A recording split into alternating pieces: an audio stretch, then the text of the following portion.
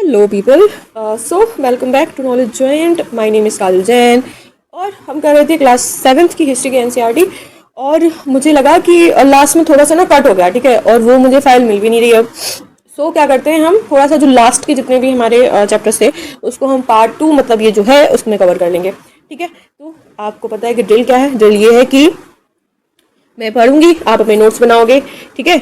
और हम लास्ट में ना आज क्वेश्चंस भी देख लेंगे थोड़े से, ठीक है।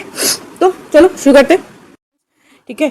और मैंने इनकी जो पीडीएफ है, ये तो भी बहुत कम क्वेश्चंस हैं, इनकी जो पीडीएफ है वो मैंने अपलोड कर दिया है। ये दिस इज फ्रॉम द घटना चक्र भक्ति मूवमेंट पोर्शन से ये क्वेश्चन। बट क्या है कि ये जो क्वेश्चंस हैं इससे आपको पता चलेगा कि विच टाइप ऑफ क्वेश्चन वो है हमारी 7th क्लास की एनसीईआरटी मतलब हमें कवर करती है, ठीक है। तो एक काम करते हैं, पहले हम पढ़ लेते हैं, ठीक है, और पढ़ने के बाद हमें ये लगाने में और मजा आएगा, है ना। तो हम कहाँ थे? तो हम थे यहाँ पे, हाँ मुझे लगता है, हाँ नाथपंथी सिद्धार्थ और योगी से छूटा था, है ना अपना। तो चलो ये शुरू करता, ठीक है। तो ये थोड़ा साफ कर लें क्योंकि मुझे लगता है पुरानी वीडियोस का ही सेम था।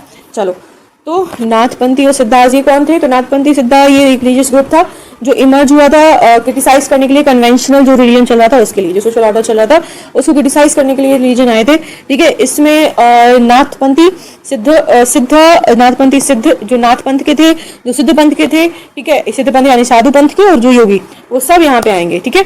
वो एडवोकेट क्या करते हैं, आप रिनाउंस कर दो वर्ल्ड को, ठीक है। तो क्या करो, आप छोड़ दो, ठीक है, वर्ल्ड को छोड़ दो।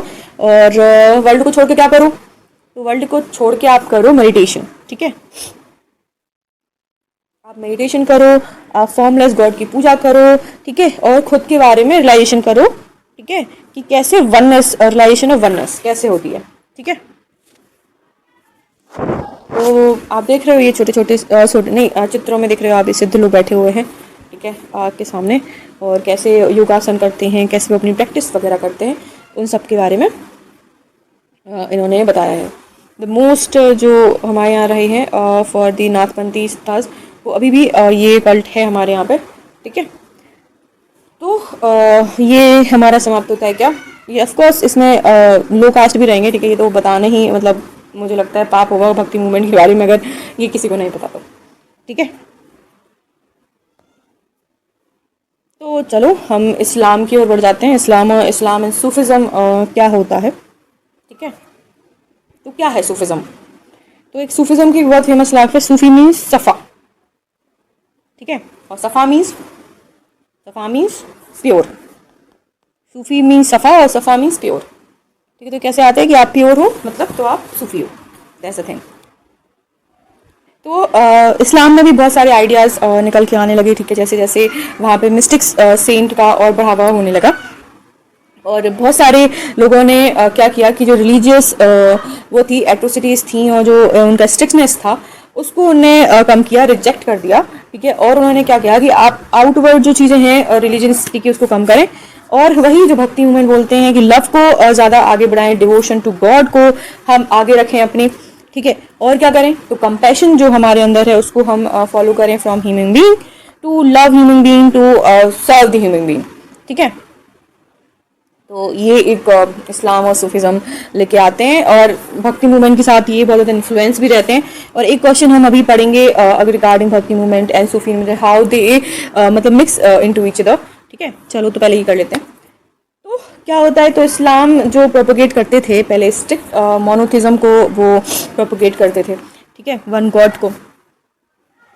इसके बाद क्या हुआ कि रिलीजियस जो स्कॉलर्स रहे हैं वो डेवलप करते हैं different expect of holy laws, ठीक है, जो शरीयत की जो लॉ लिखे हुए थे, ठीक है, उनको ये डिफरेंट तरीके से डेवलप होती हैं। जब न्यू न्यू स्कॉलर्स आते हैं उसके हिसाब से न्यू न्यू चीज़ें डेवलप होने लगती हैं। तो एक क्या होता है, ग्रेजुअली चीज़ें क्या होती हैं, धीरे धीरे बनते बनते ये चीज़ें क्या होती हैं, कॉम्प्लेक्स होती जाती हैं। अब जब कॉम्प्लेक्स होती गई तो इसी वजह से एक सरल शुद्ध और नियम आगे आया जो क्या था, सूफिज़म का। सूफिज़म में वही कि कुछ मत करो, आप कुछ नहीं करना है। तो सूफिज़म ने रिजेक्ट किया है हर कुछ नहीं करना आपको, आप जिससे भक्ति करो, आप सिर्फ गाने गाओ, भक्ति करो, आराम से रहो, आपको कुछ नहीं करना, आपको सब भगवान देगा, ठीक है।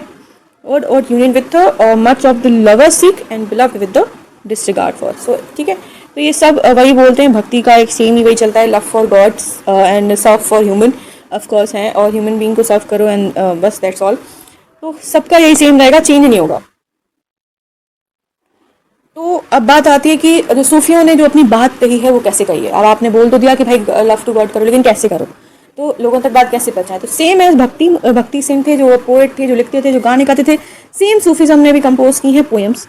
ठीक है, वो अपनी फीलिंग्स के साथ, रिच लिटरेचर के साथ, प्रोज में, ठीक है, एनेक्डोट्स में बहुत सारी चीज़ें अपने चीज़ों में गाया और सुनाया करते थे। ठीक है, तो ये यहाँ से जो सिलसिले चालू हुए हैं, तो उसमें जो फर्स्ट जो हमारी होती है ना, फर्स्ट जनरेशन जिसको हम बोलते हैं, जो जहाँ से चीज़ें चालू हुई हैं, तो ये जो चीज़ें ग्रेट सूफी जो चालू हुआ है वो शुरू हुआ है सेंट्रल एशिया से। अब सेंट्रल एशिया में किया किसने होगा, तो ये ज़रूरी नहीं है आप ये नेम लिखो, बस ये हैं यहाँ पे तो आप ये नेम दे सकते हो। है गजाली, रूमी एंड सदी, सादी सदी आई डोंट नो। ठीक है, तो सॉरी प्रोनाउंसिएशन के लिए, तो गजाली, रूमी और सदी, तो ये first generation of Sufi saint थे जो सेंट्रल एशिया से आए थे। ठीक है, तो ये क्या किसमें मानते थे सबसे ज़्यादा, इनके बिलीफ क्या थे, तो ये बिलीव करते थे कि मतलब आप क्या करो कि अपने हार्ट को ट्रेन करो। जैसे डिसिप्लिन एक आज भी एक माना जाता है ना डिसिप्लिन, कि आप डिसिप्लिन रहोगे ना तो यू कैन अचीव एनीथिंग। ठीक है, ये माइंड कुछ नहीं होता, माइंड मन क्या होता है, ठीक है, मन किसी का कुछ नहीं होता। ठीक है, दैट्स वाई कि आप अपने हार्ट को ट्रेन करते जाओ। ठीक है, टू स्लेव योर्स। ठीक है, आप दिमाग के स्लेव मत बनो, स्लेव आप उसको बना लो। ठीक है, तो यही बात ये लोग करते थे। ठीक है, कि आप ट्रेन करो अपने हार्ट को, ट्रेन करो अपनी चीज़ों को। ठीक है, और इससे ना बहुत सारे मेथड्स इन्होंने डेवलप किए हैं। तो एक लिख लो, लाइन बाय लाइन ऐसे खींच के बीच में ऐसे करो, ऐसे मेथड्स लिखो और उनके मतलब लिख लेना। ठीक है, व्हाट देयर मीनिंग, ऐसे करके आप लिख सकते हो। और मेरे नोट्स में भी प्रोवाइडेड हैं, तो आप ये नोट्स भी लिख सकते हो। सो वरी मत करना किसी चीज़ की। ठीक है, कोई चीज़ की वरी नहीं करनी है। नहीं बना पा रहे हो नोट्स, मेरे नोट्स ले लो। ठीक है, जिसको हिंदी में, जिसको इंग्लिश में प्रॉब्लम है, वो हिंदी में भी मेरे नोट्स हैं। ठीक है, तो कोई हरी मत करना, कोई जल्दी मत करना। ठीक है, और ना ध्यान से सुनना। ठीक है, चलो, तो अगर यहाँ पे कॉन्सेप्ट में गलती कर दोगे ना, तो फिर जो बेस है वो ही गड़बड़ा जाएगा। ठीक है, तो कॉन्सेप्ट में गलती नहीं करनी है। इनका कॉन्सेप्ट क्या था, भक्ति भक्ति थी।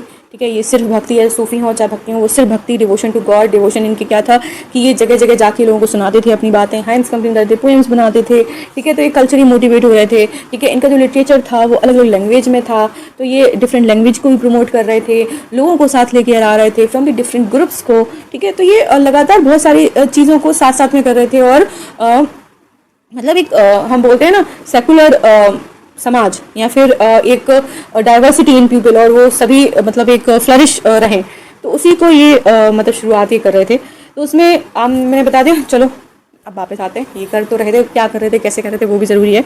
तो मेथड्स देख लेते हैं, इनके एलेबोरेट मेथड्स क्या थे। तो एक इनका ट्रेनिंग का नाम ये यूज़ करते हैं, जिक्र। क्या करते हैं, जिक्र। हम नहीं कहते कि उनकी बात पे ना वो जिक्र हुआ था उन पे नाम का, है ना।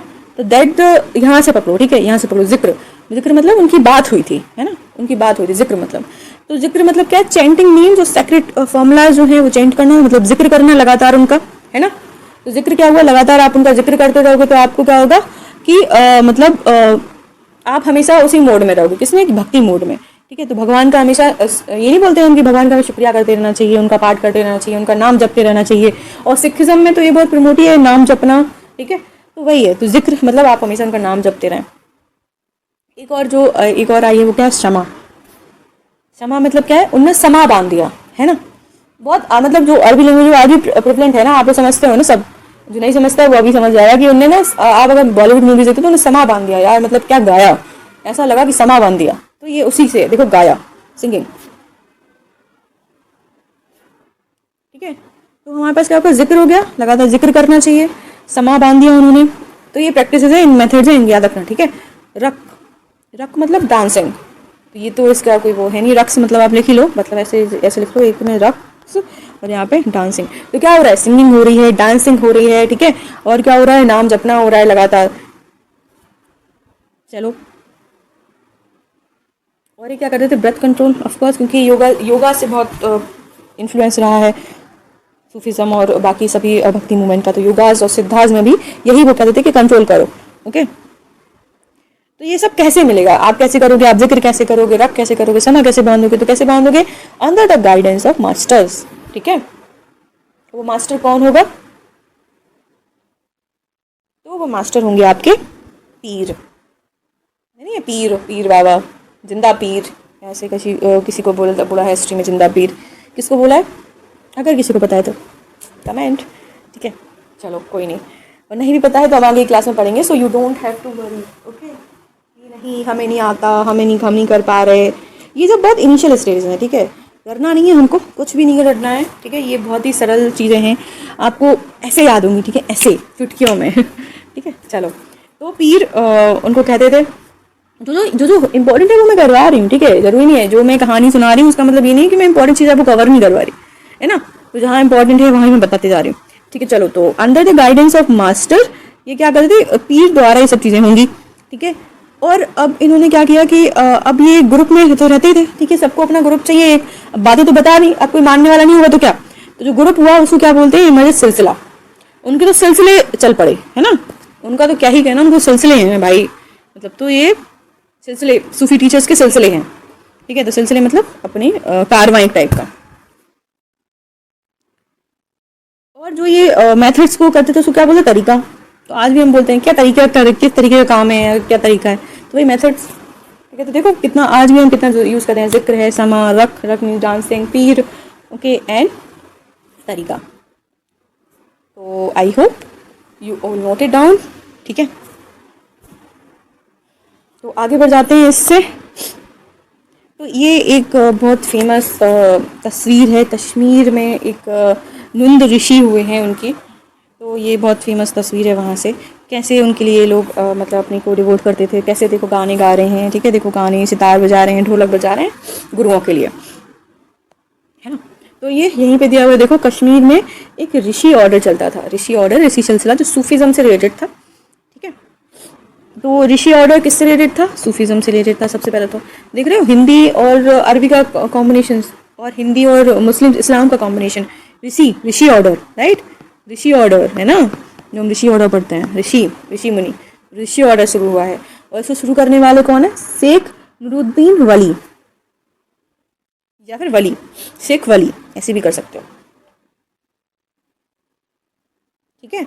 और ये इनके नाम बेसिकली जाने जाते थे नंद ऋषि के नाम से, ठीक है। कश्मीर में ये नंद ऋषि के नाम से जाने जाते थे। इनका बहुत डीप इम्पैक्ट रहा है कश्मीर में, और शाइन्स बनवाई हैं यहाँ पे कश्मीर में, जो आज भी लोगों को यहाँ पे मिल जाती है, ठीक है। तो ये ज़रूरी है लिखना, क्योंकि आ जाएगा तो फिर ऋषि सिलसिला किसने चलाया, ऐसे आ जाएगा, तो फिर आप ना कोई दूसरा हिंदू नेम दे देंगे तो आप वहीं कन्फ्यूज हो जाओगे और लिख दोगे, है ना। तो इस्लाम नेम है नूरुद्दीन वली, ठीक है। कहाँ से स्टार्ट हुआ था, तो कश्मीर से, क्योंकि ऐसे क्वेश्चन आते हैं, ठीक है। मैं क्वेश्चन आपको दिखाऊंगी तो ऐसे क्वेश्चन आएंगे, ये कहाँ से स्टार्ट हुआ है ना, ये कहाँ का है। तो नंद जो है वो, जो ऋषि ऑर्डर है वो कहाँ से, कश्मीर से, ठीक है। चलो हम वापस आ जाते हैं, तो शुरू करते हैं नेक्स्ट पैरा। तो लार्ज नंबर जो सूफीज थे वो सेंट्रल एशिया से हिंदुस्तान में आने शुरू हो गए 11वीं सेंचुरी में, ठीक है। तो 11वीं सेंचुरी में जब दिल्ली सल्तनत यहाँ पे बनी शुरू हुई इनिशियली फेज़ में, तो वहाँ पे उन्होंने डेवलप करना शुरू किया। और जो सबसे पहले जो सेंट थे वो आए थे, जो कौन आए थे, तो आए थे चिश्ती, ठीक है, चिश्तीज आए थे। अगर किसी ने जोधा अकबर देखी हो तो वो अकबर जाते हैं सलीम चिश्ती की दरगाह पे वो चढ़ाने, है ना, अपनी बेटी की मांगने, है ना, कि हमें बेटा दे दो, बेटा दे दो। तो उसी की चीज़ों के लिए ये चिश्ती सिलसिला शुरू होता है। और अगर कोई दिल्ली में रहता है तो सभी जानते होंगे निजामुद्दीन औलिया, ऑफ कोर्स। और अगर निजामुद्दीन औलिया नहीं जानते हो तो गाना ज़रूर किसी ने सुना होगा, कुन फाया कुन, जहाँ पे जो रणवीर कपूर चला जाता है जहाँ पे मस्जिद में, वो तो वो वही है निजामुद्दीन औलिया की मस्जिद, ठीक है। और ये किससे रिलेटेड है, चिश्ती सिलसिले से। तो चिश्ती सिलसिले के बहुत लाइन बाई एक ऑर्डर से चलते हैं, ठीक है। तो बहुत ही फेमस इनके रहे हैं पीर। तो इनके फेमस पीर देख लेते हैं। ख्वाजा मुइनुद्दीन चिश्ती, ठीक है, जो कहाँ पे, अजमेर की दरगाह में है, ख्वाजा मुइनुद्दीन चिश्ती। इसका मैं कुछ नहीं कर सकते, you have to learn to it, ठीक है। तो ऐसे लिख लो कि मैंने आपको बताया सिलसिला, ऐसे चिश्ती लिख लो पहले एक बारी, और फिर ऐसे यहाँ पे लिख लेना द जो भी पीर नेम है, और यहाँ पे लिखना कहाँ पे है, वो अजमेर में है या फिर दिल्ली में है, कहाँ पे है, तो ये आप वहाँ पे लिख लेना, ठीक है। ऐसे ऐसे करके लिखोगे तो आपके नोट्स अच्छे दिखेंगे भी और आपको अच्छे से याद होगा। चलो, तो ख्वाजा मुइनुद्दीन चिश्ती, और चिश्ती अजमेर में है, ठीक है। कुतुबुद्दीन बख्तियार काकी जो दिल्ली में है, जिनकी आप मीनार देखो तो मीनार देखते हो कुतुब बिन ऐबक बख्तियार काकी की मीनार है, कुतुब मीनार है ना, कुतुब मीनार, वो इन्हीं की नाम से किसने बनवाई है, किसने बनाई है कुतुब मीनार? ये आप मुझे बताओ क्योंकि ये मैं पढ़ा चुकी हूँ। ठीक है, चलो, तो कुतुब मीनार इनके नाम पे बनी है। ठीक है, और दिल्ली में है ये। बाबा फरीद एक और इनके ख्वाजा मतलब चिश्ती सिलसिला में एक बहुत बड़े फेमस सेंट हैं, बाबा फरीद, जो कि कहाँ थे, पंजाब में थे।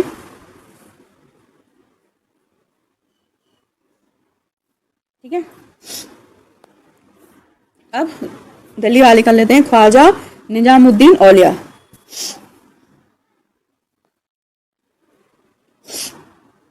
जो कि दिल्ली में है, ख्वाजा निजामुद्दीन औलिया। तो कौन कौन है कहाँ का, ख्वाजा मुहिउद्दीन चिश्ती अजमेर में, कुतुबुद्दीन बख्तियार काकी दिल्ली में, बाबा फरीद है अपने पंजाब में, एन निजामुद्दीन औलिया दिल्ली में, बंदा नवाज गिसुदराज ये है गुलमर्ग में। तो कश्मीर में एक और बंदा नवाज है ना, गुलमर्ग कश्मीर, तो ये यहाँ पे हैं। याद हो गए, ऐसे नाम लिख के रखने हैं। ठीक है, आई होप आपने लिख लिए होंगे, है ना। अगर लिख लिए हैं तो आगे बढ़े, नहीं भी लिखे तो कोई नहीं ना, मेरे नोट्स में है। ठीक है, चलो तो आगे बढ़ते हैं। सूफी मास्टर्स हेल्ड देयर असेंबली, कहाँ पे वो रखते थे अपनी असेंबली, तो क्या होती थी, खानगाह, इसको ऐसे पढ़ते हैं खानगाह, खानख्वा ऐसे शायद ऐसे खानख्वा। ठीक है, तो खानगाह में अपना रहते थे ये लोग। और तो ये भी इंपॉर्टेंट है, क्या है खान का, यहाँ पे मास्टर या सूफी मास्टर रहते थे। ठीक है, यहाँ पे इनकी असेंबली होती थी। ठीक है, यहाँ पे इनसे हर कोई मिलने आता था, नॉर्मल पीपल भी मिलने आते थे, रॉयल्टी भी मिलने आता था, तो इनसे हर कोई मिलने आता था। ठीक है, यहाँ पे स्पिरिचुअल बातें होती थी, वर्ल्डली प्रॉब्लम की बातें, म्यूजिक वगैरह सब कुछ। ठीक है, चलो आगे बढ़ जाते हैं नेक्स्ट पैरा। तो ये जो सूफी मास्टर्स रहे हैं उनकी बहुत ज़्यादा क्या थी, मिस्टिक सेंट थे, तो पावर्स बहुत सारी थी। इलनेस को ठीक कर देते थे, ट्रबल्स वगैरह को ठीक कर देते थे। और जो इनकी टोम रही है ना, जो इनकी दरगाह रही हैं, वो आज एक प्रेगनेंट प्लेस है हर किसी के लिए। ठीक है, यहाँ पे अकेला जरूरी नहीं है, इस्लामी जो लोग जिनको मानते हैं वही लोग जाएं। यहाँ पे हर किस्म के लोग आते हैं। ठीक है, जैसे विद्यासागर महाराज जी के पास हर रिलीजन के लोग जाते थे, वैसे यहाँ पे हर रिलीजन के लोग जाते हैं। देयर नो मतलब जब आप दिल्ली जाओगे, मैं दिल्ली गई हूँ निजामुद्दीन औलिया दरगाह, तो वहाँ पे आपको हर कोई मिलेगा, मतलब जरूरी नहीं है इस्लाम के लोग प्रोमिनेंट हैं, हर कोई आपको जाते हुए मिलेंगे वहाँ पे, चाहे सिख हों, चाहे जैन हों, चाहे हिंदू हों, हर कोई जाता है आपको मिलेगा वहाँ पे। ठीक है, चलो, तो भक्ति सेंटों की एक बात रही है। ठीक है, कि उन्होंने लोगों को अट्रैक्ट किया है और हर प्रकार के लोगों को अट्रैक्ट किया है। ठीक है, इन जो मूवमेंटों में। ठीक है, चलो, तो नेक्स्ट हेडिंग क्या होती है, new religious development in north India. तो कैसे नॉर्थ इंडिया में चीज़ें बदलती हैं, है ना। अब जो मैंने आपको पहले बताया था कि जो रामानुजाचार्य थे उन्होंने फॉरवर्ड किया है अपनी लर्निंग को रामानंद को। ठीक है, और उसके द्वारा जो नॉर्थ इंडिया में भक्ति मूवमेंट की शुरुआत होती है। तो अराउंड हम मान लेते हैं 30 सेंचुरी में भक्ति मूवमेंट जो क्या है नॉर्थ इंडिया में आता है। ठीक है, यहाँ पे ये जो समय है वो है इस्लाम और यहाँ पे ब्रह्मिकल, हिंदुज़म, सूफिज़म एक साथ यहाँ पे हैं। ठीक है, और यहाँ पे बहुत सारे नाथपंथी सिद्धांत का भी इन्फ्लुएंस यहाँ पे लगातार रहता है। तो यहाँ पे बहुत सारे इन्फ्लुएंस रहे हैं। ठीक है, आप जब वहाँ पे देखते हो साउथ में देखते हो तो सिर्फ हमें मिलेंगे रामानुजाचार्य, ठीक है, या फिर आदि शंकराचार्य, सिर्फ वही थे। लेकिन यहाँ पे नाथपंथी हैं, सिद्धा हैं, योगी हैं, इस्लाम है, ब्रह्म है, हिंदू हैं, सूफिज्म है, तो बहुत सारे रोल्स इन लोगों ने लिए हैं। चलो, तो नेक्स्ट पैरा। तो इनके कुछ नाम हैं, जो संतों के जो नाम है वो आप देख लो। तो संतों के नाम है, सबसे पहले तो कबीर, गुरु नानक जी महाराज। इन्होंने क्या किया है, इन्होंने पहले तो आप ये नाम लिख लो। ठीक है, और कुछ मत लिखो, पहले नाम लिख लो। ठीक है, क्या इनके आइडियाज़ रहे हैं बाद में देखे जाएंगे, पहले इनके नाम लिखो। जो नॉर्थ में जो भक्ति सेंट थे, इसमें में आगे एक मैप भी है। ठीक है, वो मैं आपको मैप जब पढ़ाऊंगी तब पढ़ाऊंगी। अभी आप ये जो नाम है वो लिख लो, कबीर और गुरु नानक। तो इन्होंने क्या बोला है, लिखिए नाम, कबीर एंड गुरु नानक। चलो, आई होप आपने लिख लिए होंगे। ठीक है, तो ये क्या करते थे, रिजेक्टेड ऑल ऑर्थोडॉक्स। इनमें जितने भी ऑर्थोडॉक्स थे उन सबको क्या है, रिजेक्ट किया है। ठीक है, ऑफकोर्स करेंगे। ठीक है, और एक और लिख लो कि ये जो थे ना, ये निर्गुण शाखा से बिलोंग करते हैं। ठीक है, ये निर्गुण पंथी थे। ओके, चलो तो ये निर्गुण रहे हैं।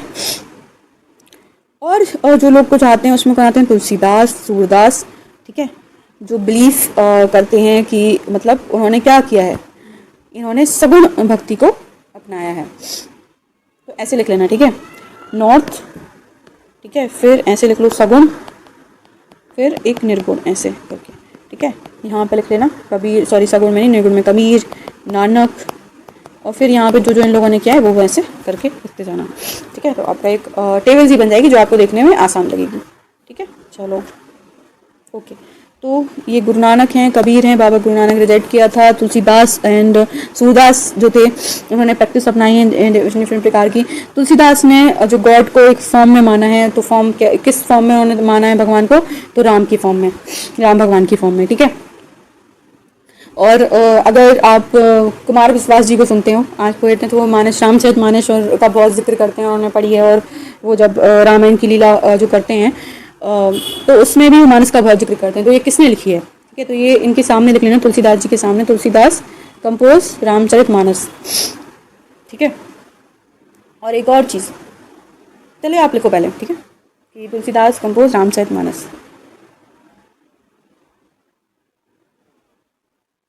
ठीक है, लिखा। उसके बाद आप लिखो वहाँ पे कि कौन सी लैंग्वेज में लिखी गई है। देखो अवधि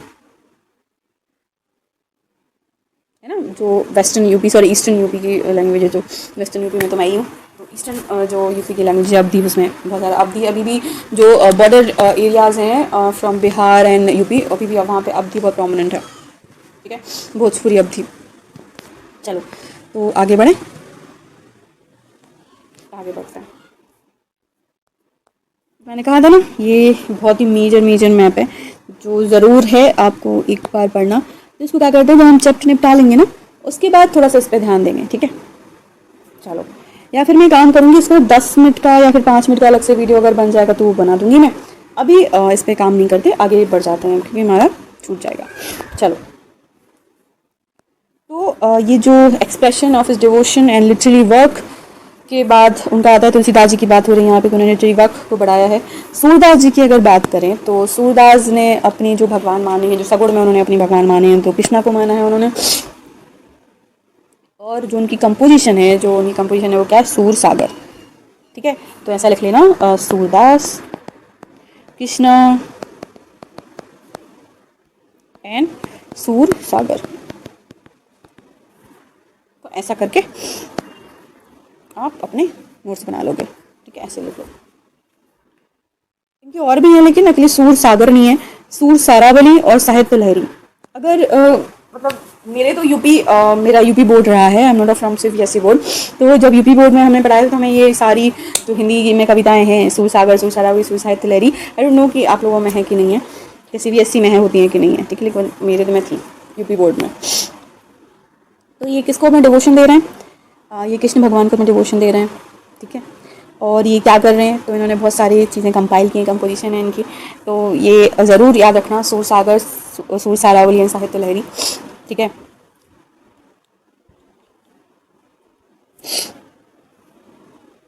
तो आई होप आपने लिख लिया हो, और आगे बढ़ जाते हैं। तो आगे बढ़ने पे हमें और एक बहुत अच्छी जानकारी मिलती है जो हमें क्वेश्चंस में आ भी सकती है कि मतलब यूपीएससी जनरली ये क्वेश्चन बहुत ज़्यादा पूछता है, ठीक है, और लगभग 90% क्वेश्चन गलत होते हैं, ठीक है। तो जो अगर किताब में दिया हुआ है तो 100% सही है, तो किताब से कुछ चीज़ें आपको ऐसे मिल जाती हैं। तो ये क्या चीज़ मिली हमको, कंटेम्प्रेरी किसके रहे हैं, शंकर देव ऑफ असम, ठीक है। तो एक काम करो कि सूरसागर जो सूरदास से वो कंटेम्प्रेरी किसके थे, शंकर देव के, है ना, कंफ्यूज मत करना, आदि शंकराचार्य अलग है, ठीक है, कंफ्यूज मत होना, ये असम में शंकर देव हैं, ठीक है। तो ये ज़रूरी है, ठीक है, यहाँ से लिखना, सूरदास कहाँ पे है, यूपी में है, शंकर देव कहाँ पे है, असम में है, ठीक है। जब हम ये मैप करेंगे ना तो आपको सब पता लगेगा, ठीक है, मैप हम करेंगे ज़रूर। चलो अभी तो ये कर लेते हैं। तो ये कंटेम्प्रेरी किसके थे, सूरदास के, ओके। अब शंकर देव हैं, असम में हैं, और इनके भी तो कुछ भगवान होंगे ना, उन्होंने किसको डिवोट किया होगा अपने आप को, है ना। तो इन्होंने जो डिवोट किया है वो क्या है, विष्णु जी को, तो उन्हें अभी डिवोशन दिए किसने, विष्णु भगवान को। तो अब क्या आता है, इन्होंने कौन सी भाषा में दी होगी, है ना, हर किसी ने। अब उन्होंने तुलसीदास जी ने रामचरितमानस लिखी तो अवधी में लिखी, सूरदास जी ने भी उनमें लिखी, ठीक है, तो अलग भाषा में लिखी। तो ये ने किस भाषा में लिखी, तो ये कहाँ पे है, असम में है, तो किस में लिखेंगे, असमीज में लिखेंगे, है ना। तो ये दिमाग ऐसा आप लगा सकते हो, ठीक है। अब हर कोई जो है वो क्या करेगा, एक अपनी, जैसे खान बहान ने बनाई थी अपने सूफी सेंटों ने, ठीक है, सबने अपनी असेंबली बनाई थी, तो इनने भी एक हाउस जैसा प्रेयर हाउस बनाया, जिसको इन्होंने क्या बोला, नाम घर, जहाँ पे क्या करते थे, डिसाइड करते थे, प्रेयर करते थे, है ना। प्रैक्टिस करने के लिए हर कोई एक जगह बनाएगा। उन्होंने भी एक जगह बनाई जहाँ पे, जो किसको बोलते थे, नाम घर। देख रहे हो, किसका मतलब, नाम बोलते रहना है भगवान का, तो ये किसका घर हो गया, भगवान का घर हो गया, ये नाम घर, नाम बोलते रहना है इनको, है ना। तो नाम घर, जहाँ पे आज भी प्रेयर्स होती हैं, ठीक है, जहाँ पे आज भी प्रैक्टिस कायम है, ठीक है। एक और बहुत बड़े संत का नाम आता है, जो संत होते हैं, संत दादू दयाल, ठीक है, और संत रविदास और संत मीराबाई। तो ये बहुत बड़े भी नेम है। संत रविदास जयंती तो अभी मनाते भी हैं हम, ठीक है। तो कौन कौन से नेम, न्यू न्यू नेम आ गए, दादू दयाल, संत रविदास एंड मीराबाई। तो कौन थी मीराबाई, कहाँ से आई थी, क्या करती थी, ठीक है, ये क्वेश्चन आपके मन में जब आप पढ़ते हो तो उठना चाहिए, तो उसके आंसर आपको मिलेंगे।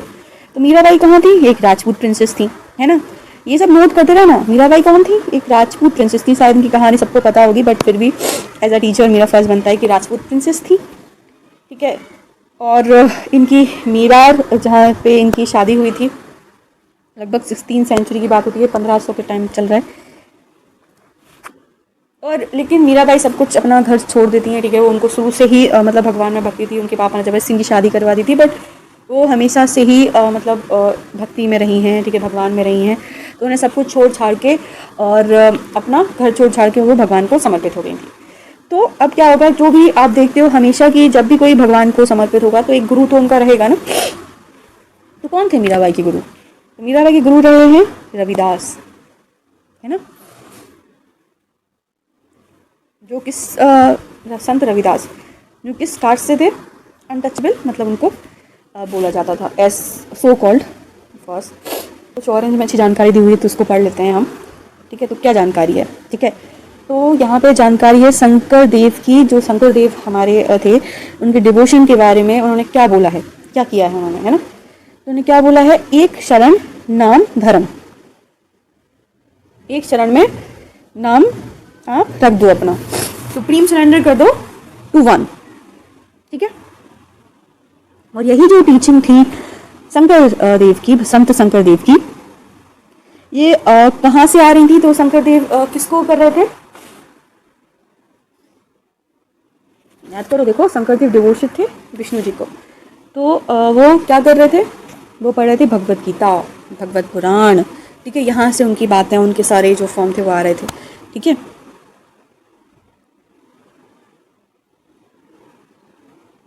और उन्होंने क्या किया है कि मतलब मोनेस्ट्रीज बनवाई हैं, मोनेस्ट्रीज बनवाई है लोगों को पहचानने के लिए। तो नाम घर बनवाया है, ठीक है, जहाँ पे वो नाम जपते थे, ठीक है। लेकिन उन्होंने मोनेस्ट्रीज बनवाई, जैसे मंदिर बनवाते हैं ना, तो उन्होंने मोनेस्ट्रीज बनवाई हैं। तो उन मोनेस्ट्रीज को क्या बोला जाता है, ठीक है। एक तो नाम घर, आप ये समझ लो कि एक मतलब ये चीज़ है मेडिटेशन सेंटर, ठीक है, जहाँ पे नाम जपा जा रहा है। अब एक वजह ये है कि ये इन्होंने एक बनाया है, अपना मोनेस्ट्रीज बनाई है, जो कि उनकी जो नॉलेज है उसको क्या करती है, ट्रांसफ़र करती है। तो उसको क्या बोलते थे वो, सत्रह, या फिर आप बोल सकते हो जो भी आपको बोल रहा हूँ, मैं तो इसको सात्रा पढ़ती हूँ, फिर आपकी इच्छा, ठीक है। तो उनकी नॉलेज को ट्रांसफर करने ने मोनेस्ट्री बनवाई जिसका नाम था सात्रा। और फिर इस मेजर कंपोजिशन जो इंक्लूड होती है वो किस में होती है, तो कंपोजिशन की, क्योंकि कंपोजिशन तो बनाएंगे ना, हर सेंट ने बनाई है, तो इनकी कंपोजिशन क्या रहती है, कीर्तन घोष। ये क्या करते थे, कीर्तन कर करके, मतलब अपने उद्घोष करते थे अपनी बातों को, घोष करना मतलब जोर जोर से बोलना, घोष, उद्घोष, है ना। जब हिंदी बोलते तो उद्घोष, उद्घोषणा हो रही है, आज ये उद्घोषणा हुई है ना, तो घोष वहाँ से आता है, ठीक है। चलो, तो हमारा ये पैरा खत्म, जहाँ पे हमने देखा कि और भी बहुत फेमस जो हमारे थे बैक टू पैरा आ जाते हैं, थोड़ा सा पढ़ाई मूड और कि बैक टू पैरा। तो उन्होंने कहा बोला कि दाल दयाल संत रविदास, संत मीराबाई भी थी। मीराबाई कौन थी, तो कहाँ से थी, तो मीराबाई राजपूत की प्रिंसेस थी। उनकी शादी कहाँ हुई थी, तो मेवाड़ में हुई थी। उन्होंने निरांस कर दिया था वर्ल्ड को। उन्होंने क्या किसको डिसाइपल किसके अपना गुरु बनाया था, तो रविदास को, संत रविदास को। ठीक है, चलो इतना आ गया, आगे बढ़े। तो मीराबाई के सबके अपने डिवोशन एक भगवानों के, तो आपको देखते हैं एक बहुत ही मतलब भजन में एक बहुत फेमस सी लाइन है कृष्ण भगवान के लिए कि आप मीरा के जैसे बुलाते नहीं, है ना। कौन कहता है भगवान आते नहीं, आप मीरा के जैसे बुलाते नहीं। तो वही, तो devotee to Krishna of course, ठीक है, कृष्ण को डिवोटी थी और कंपोज करती थी भजनों को, और उनका इंटेंस डिवोशन हमेशा राधा भगवान। तो उनके जो सॉन्ग्स रहे हैं वो हमेशा ही एक डिवोशन के फॉर्म में थे। और वो क्या करती थी, उन्होंने चैलेंज किया है अपर कास्ट के नॉर्म से। देख रहे हो आप, मतलब आज इंडिया में वुमेन इतना अपोज नहीं कर पाती from the tier 4 tier 3 cities में, ठीक है। मेट्रोपॉलिटन और अदर टियर 1 सिटीज़ की बात और है, लेकिन आज भी महिलाएं जो हैं बहुत छोटी छोटी जगह पर पैचेस पे इतना ज़्यादा नॉर्म को नहीं कर पाती हैं, ठीक है। लेकिन देखो उस टाइम पे मीराबाई नॉर्म्स को अलग कर रही हैं, ठीक है। जो सोसाइटी के नॉर्म्स हैं अपर कास्ट में, ठीक है, उन्होंने बहुत से मैसेज दिए हैं, ठीक है। जो मासेज हैं राजस्थान और गुजरात के लोगों को, उन्होंने बहुत ज़्यादा इनके लिए मतलब टारगेट किया है, बोला है उनको। चलो तो नेक्स्ट पैरा, मीराबाई के बारे में हम जान चुके हैं कि मीराबाई कैसे एक थी और कैसे फायरस महिला रही हैं। उसके बाद हम आते हैं तो यूनिक फीचर संतों का जो होता है वो क्या होता है कि नेक्स्ट उसमें आ जाते हैं पैरा में, और इनके कुछ यूनिक फीचर्स भी रहे हैं, ठीक है। तो ऐसे क्या फीचर्स थे जो इनसे अलग थे, है ना। जो ब्राह्मण से, जो जैनों से, जो बुद्धों से ये अलग थे, इतना क्यों फेमस हो रहे थे, कुछ तो बात होगी ना, ठीक है। आज भी अगर कोई फेमस होता है, आज भी कोई जैसे यूट्यूब पे कहीं भी कोई फेमस हो रहा है, तो कुछ तो अलग बात होगी। तो इनमें क्या अलग था, तो वही अलग बातों के लिए पैराग्राफ है। तो इनकी अलग बातें क्या हैं कि उनके जो कंपोज हुए वर्क होते थे वो रीजनल लैंग्वेज में होते थे, पहली बात, ठीक है। उनको आसानी से गाया जा सकता था सबकी, क्योंकि सबको समझ में आ रहे थे, है ना। जब आपकी लैंग्वेज में कोई बात करेगा, ठीक है, जैसे मेरी लैंग्वेज है बुंदेलखंडी, मतलब my mother tongue is Bundelkhandi and my father and mother दोनों बुंदेलखंडी। सो दैट्स द, ठीक है, बुंदेलखंडी इज़ माय लव, ठीक है। मतलब जब भी मुझे बात करनी होती है ना, मतलब जब भी मेरे फ्रेंड्स वगैरह, तो आप हमेशा अपनी नेटिव लैंग्वेज में बात करते हो, तो वही आपको सबसे समझ में आती है, ठीक है। तो वही रीजनल लैंग्वेज संग करते थे, ठीक है। और ये इसीलिए बहुत पॉपुलर हो गए। ओरली जो जनरेशन टू जनरेशन इनकी बातें क्या होने लगी, फैलने लगी।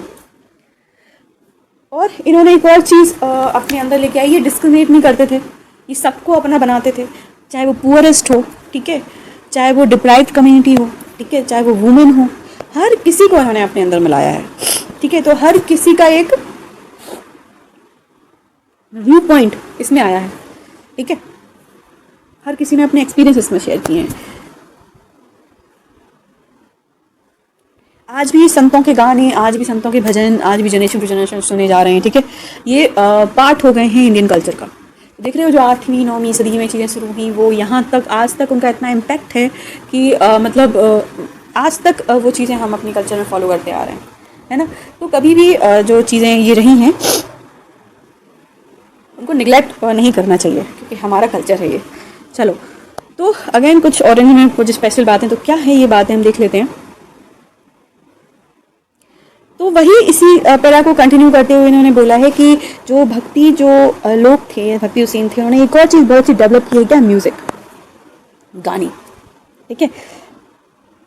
ज्ञानदेव जो थे उन्होंने क्या किया है कि बहुत फेमस एक ज्ञानदेव एक संत रहे हैं, कहाँ के, बंगाल के। उन्होंने बनाई है क्या, गीत गोविंद। तो ये अपनी बुक में लिख लो, ठीक है। गीत गोविंद के लेखक कौन है, तो ज्ञानदेव।